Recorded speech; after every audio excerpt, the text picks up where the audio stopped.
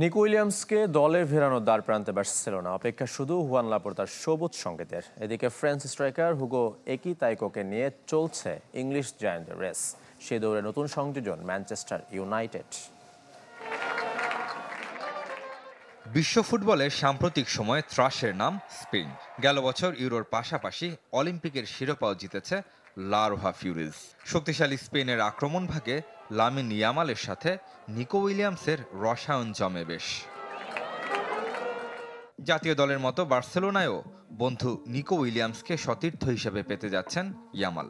ইতোমধ্যেই বার্সার sporting director decor সাথে স্পেনে আলোচনায়ও বসেছেন এই স্প্যানিশ উইঙ্গার। 23 বছর বয়সী এই ফুটবলারকে নিতে সবচেয়ে বেশি আগ্রহ কোচ হ্যান্সি ফ্লিকের। গ্লিটারের টুইন লেমন ও অ্যান্টিব্যাকটেরিয়াল ফর্মুলা বাসনকে চকচকে জীবাণুমুক্ত করে আমাদের দেয় গ্লিটার গ্যারান্টি। যদিও বাধা হতে পারে অর্থনৈতিক ইস্যু।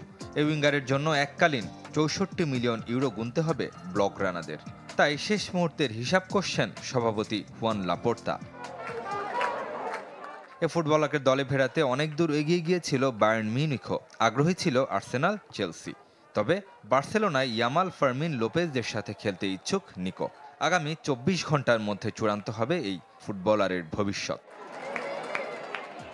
এদিকে গায়কোরাসের আলোচনায় ছেদ কাটার পর এবার হুগো একিতাইকে নজর ম্যানচেস্টার ইউনাইটেডের। ইতোমধ্যেই ফ্রেঞ্চ স্ট্রাইকারের জন্য চেলসির কাছে 100 মিলিয়ন ইউরো দাম হাঁকিয়েছে জার্মান ক্লাব ইনট্রাক্ট ফ্র্যাঙ্কফুর্ট। দারউইন নুনেজের সম্ভাব্য বদলি হিসেবে এই ফুটবলারকে ভাবছে লিভারপুলও। এর মাঝেই একিতাইককে নিয়ে আগ্রহের কথা জানিয়েছে রেড ডেভিলরা। গেল মৌসুমে ফ্লপ রাসমুস হোজলুনের বদলি হিসেবে এই স্ট্রাইকারকে পেতে ম্যানিউ অন্তত 100 মিলিয়ন ইউরো ব্যয় করবে কিনা সেটাই দেখার বিষয়। রেবদান শুয়েব, চ্যানেল 24।